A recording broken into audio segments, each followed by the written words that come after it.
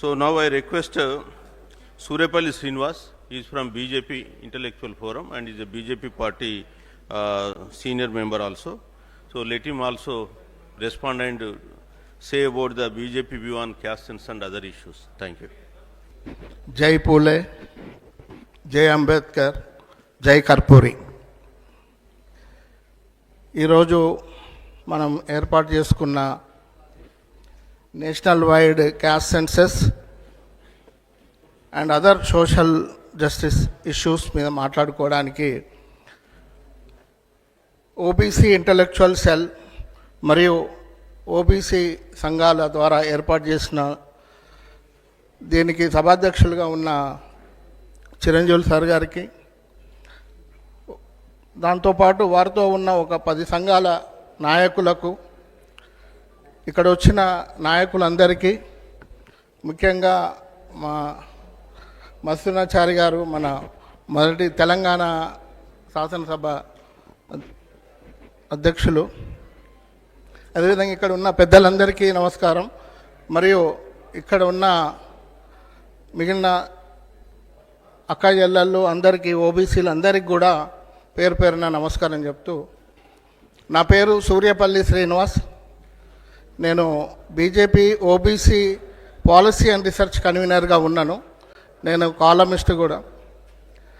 ఇప్పుడు మనం ఏర్పాటు చేసుకున్న ఈ మీటింగ్ను ఓబీసీ ఇంటలెక్చువల్ అంటే ఈ సభను మనము ఒక ఇంటలెక్చువల్గా మరియు ఓబీసీగా వినడానికి, మాట్లాడడానికి ప్రయత్నం చేద్దాం. కాసేపు పార్టీ కోణాలను పక్కన పెడదాం. ఒక పార్టీ ఇంకో పార్టీ కోణాలు మాట్లాడితే సమస్య పరిష్కారం కాదు. ఎందుకంటే మనం ఒక ఇంటలెక్చువల్ వర్క్ చేయడం కోసం వచ్చినాం కాబట్టి ఆ దృష్టిలో మాట్లాడుకోవాలని నా యొక్క ఉద్దేశం. ఇక్కడ ఒక 2-3 ఇష్యూస్ పెట్టారు. ఆల్రెడీ కరపత్రం నేను చదివాను. క్యాస్ట్ సెన్సస్తో పాటు మంత్రిత్వ శాఖ, తర్వాత ఇంకా కొన్ని పెట్టారు. వాటికి కొన్ని యాడ్ చేయాలనుకుంటున్నాను. ఇక్కడ సభాధ్యక్షులు గారు ఉన్నారు కాబట్టి జస్టిస్ రోహిణి కమిషన్ గురించి కూడా పోరాటం చేయాలని, దాని గురించి ప్రశ్నించాలని కూడా ఒకటి. అదేవిధంగా చాలా రాష్ట్రాలలో కూడా ఓబీసీల కేటగరైజేషన్ లేదు, వాటి గురించి కూడా అడగాలని. మన తెలంగాణలో ఓబీసీ కేటగరైజేషన్ ఉంది. మన శ్రవణన్న ఒక 10 ఏళ్ల క్రితం అనుకుంటా పొలిటికల్ కేటగరైజేషన్ కోసం కూడా కేసు వేసిండు. దాని గురించి కూడా మాట్లాడాలి, మనం చర్చించాలని నేను కోరుకుంటా ఉన్నా. ఇలాంటి సమస్యలు చాలా ఉన్నాయి.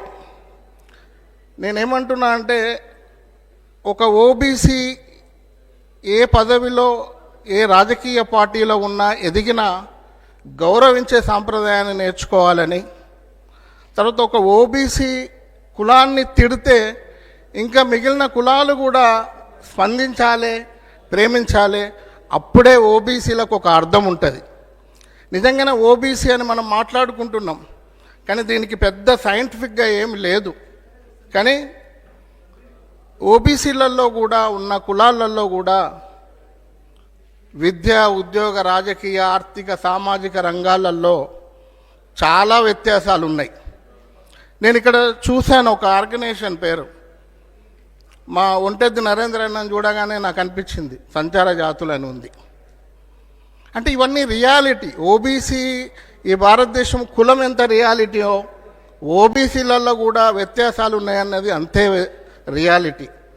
వీటిని ఓవర్కమ్ చేస్తూ మనం ఏదో ఓబీసీల కోసం మాట్లాడుదాం, చర్చించుదాం అంటే మనం సరైన డైరెక్షన్లో పోతున్నాము అనేది నాకు అనిపించదు. విచిత్రం ఏంటంటే, నేను ఒక 2-3 నెలల నుండి ఒక మనోవేదనకు గురవుతున్నా మన తెలంగాణలో. అదేంటి అంటే, కామారెడ్డి డిక్లరేషన్ మీద ప్రతి ఒక్కరూ మాట్లాడుతున్నారు. కామారెడ్డి డిక్లరేషన్ను ఇంప్లిమెంట్ చేయాలని, క్యాస్ట్ సెన్సస్ చేయాలని. సిద్ధేశ్వరన్ అయితే అంగర్ స్ట్రైక్ కూడా పోయిండ్లు. కానీ ఆ కామారెడ్డి డిక్లరేషన్లో కాంగ్రెస్ పార్టీ మేనిఫెస్టోలో ఏం పెట్టిందో కూడా పూర్తిగా చదువుతారు. మరి చదువుతున్నారా? చదివి సగమే ఎందుకు మాట్లాడుతున్నారనేది నాకు అర్థం కాదు. 24% లోకల్ బాడీస్లో ఉన్న 24% నుండి 42% పెంచాలనే డిమాండ్ను అద్భుతంగా మాట్లాడుతున్నారు.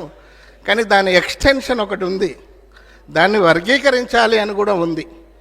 దాన్ని ఎందుకు మాట్లాడతారేరు అనేదే నా ప్రశ్న. అది ఏ పార్టీ అయినా కావచ్చు. కానీ సగం చదివిపోతున్నారా మన మేధావులు? ఎందుకు చదివి కూడా చదవనట్టు ఎందుకు మాట్లాడుతున్నారు అనేదే నా మౌలిక ప్రశ్న. అంటే నా ఇట్లాంటి మనం అడ్రస్ చేయకుండా మనం పొలిటికల్గా ఎదగలేము. పొలిటికల్ రిప్రజెంటేషన్ అని మనం అడుగుతున్నాం, మనం ఓసీలతోనే కంపేర్ చేస్తున్నాం. కానీ మన బీసీల దగ్గరకు వచ్చేసరికి మనము మన వాళ్ళని చూడలేకపోతున్నాం. అక్కడ మనము ఫెయిల్ అవుతామేమో అనిపిస్తుంది. ఎందుకంటే మనం ఒక జబ్బును ట్రీట్ చేసుకోవాలంటే మన శరీరానికి కూడా ఆ ట్రీట్మెంట్కు దగ్గరగా ఉండాలి. అది లేనప్పుడు చాలా ఇబ్బంది అవుతుంది. నిజంగా మనం అనుకుంటున్నాం తెలంగాణ ఉద్యమం జరుగుతున్నప్పుడు మనము బీసీల కోసం ఏమన్నా వాయిస్ వచ్చిందా? ఉద్యమకారులు ఇక్కడే ఉన్న చెరుకు సుధాకర్ అన్నారు, శ్రవణ్ అన్నారు, చాలామంది ఉన్నారు, అందరు ఉన్నారు ఇక్కడ.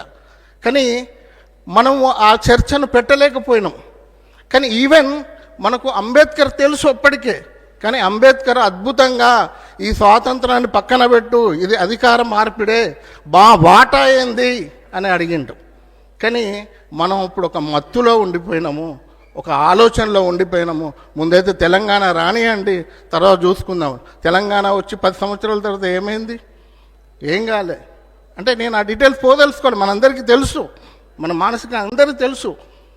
తెలంగాణ ఇంకొక ఆయన ఏదో మోసం చేసిండని ఇంకొక ఆయన మొదలయ్యండు. ఇంకొక ఆయన మొదలు కాగానే ఆయన ఎక్కడికి వచ్చిండు? 2 పదవులు ఉంటే ఒకటి ఒక సామాజిక వర్గానికి, ఇంకోలకు. అంటే ఈ బీసీల కోసం మనం మాట్లాడుకుంటున్నాం. ఇట్లాంటి సమస్యలన్నీ పెట్టుకున్నప్పుడు మన వాళ్ళను మనం స్ట్రెంథన్ చేసుకోవాలి. మన వాళ్ళని మనం స్ట్రెంథన్ చేసుకోకుండా మనం మాట్లాడుతూ ఉంటే చాలా కష్టం. నేను ఇప్పటికీ ఒక 4-5 సార్లు నేను ఒక 3 days బ్యాక్ ఢిల్లీకి వచ్చాను. మసనాచారి గారు వినాలి, నేను చాలాసార్లు కూడా మొన్న ఒక రోజు రాత్రి నిద్రపోలే 3-4 గంటలు. మన కేసీఆర్ గారు ప్రెస్ మీట్ పెడితే నాకు భయం అవుతుంది. మా మంగళూరుని తిడతాడు. నిజంగా ఏదైనా కోపం ఉంటే కాంగ్రెస్ పార్టీని తిట్టమనండి, ఇంకేమైనా తిట్టమనండి. పొద్దున్న లేస్తే ఆ పని లేని మంగళూరు పని ఎందుకని అంటాడు. ఇప్పటికి ఒక 10 సార్లు అన్నారు.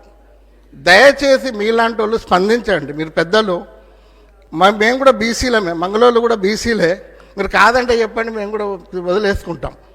ఒక కులాన్ని తిట్టినప్పుడు ఇక్కడ ఉన్న బీసీలు అందరూ కూడా రియాక్ట్ కావాలి. ఈ అవకాశాలు మేము ఇవ్వద్దు. అదే మొన్న శంకర్ అన్న ఒక కమ్యూనిటీని, బెల్లం కమ్యూనిటీ అంటే వాళ్ళు ఎంత సీరియస్గా రియాక్ట్ అయినలో. అంటే ఇవన్నీ కూడా ఇష్యూసే. నేను ఎందుకు ఈ విషయాలు మాట్లాడుతున్నా అంటే బీసీల మధ్యలో ఒక ప్రేమతత్వం రావాలి, ఒక ప్రేమ రావాలి, ఒక సాక్రిఫైస్ నేచర్ రావాలి. నిజంగానే కులగణన చేస్తాం, నేను కాదన్నాను. కులగణన చేసిన తర్వాత ఒక 10 కులాల సంఖ్య ఎక్కువ ఉంటుంది. ఆ కులాలనే పట్టించుకున్నాడు కేసీఆర్ గారు. మిగిలిన కులాల పరిస్థితి ఏంది? శ్రవణకు టికెట్ ఇవ్వమంటే ఏమన్నారు తెలుసు మనకు. అంటే ఆ పరిస్థితి వస్తుందా అన్నది ఒక భయాలు కూడా ఉన్నాయి. అంటే ఇవన్నీ రియాలిటీ. ఇవన్నీ కూడా మనం ఓవర్కమ్ చేస్తూ పైన మాట్లాడుకుంటే కష్టం.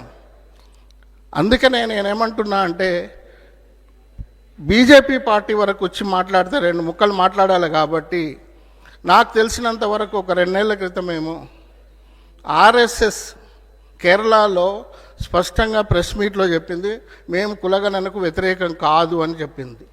తర్వాత బీజేపీ పార్టీ కూడా సుప్రీంకోర్టులో ఒక అఫిడవిట్ దాఖలు చేసిన ఏ విషయంలో అంటే సోషో ఎకనామిక్ సర్వే డీటెయిల్స్ బయటపెట్టండి అన్న విషయంలో సుప్రీంకోర్టులో అఫిడవిట్ ఒకటి ఫైల్ చేసింది.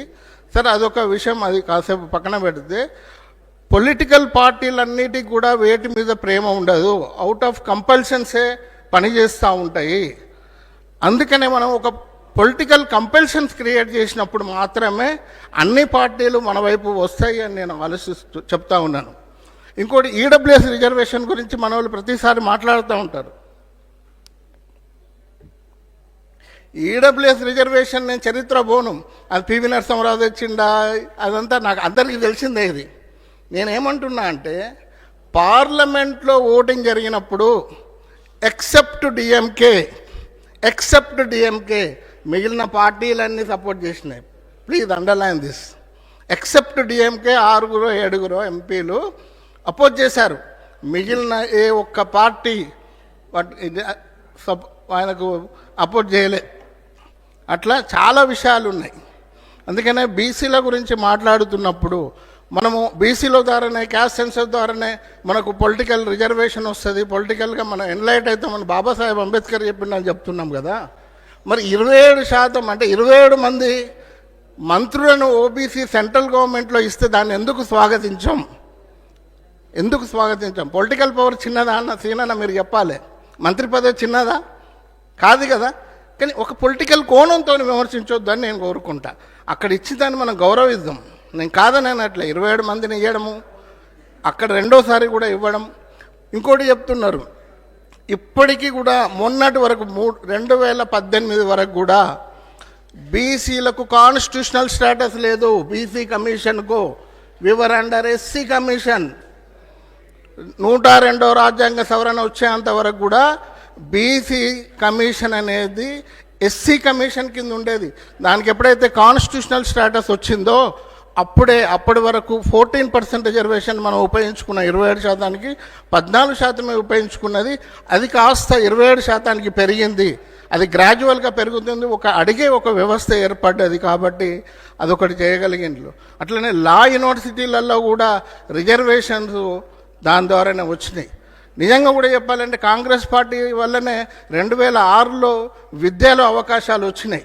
ఇట్లా నేనేం చెప్తున్నా అంటే ఓవరాల్గా ఏ పార్టీ మంచి చేస్తే అది మంచి అందం, చెడు చేస్తే చెడందం. అది బీసీ కోణంలో ఆలోచిద్దాము అనే ఒక ఆవేదనతోనే నేను చెప్తా ఉన్నాను. దీనికి పెద్దలందరినీ నన్ను యాక్సెప్ట్ చేయాలని కోరుకుంటూ ముగిస్తున్నాను. ధన్యవాదాలు.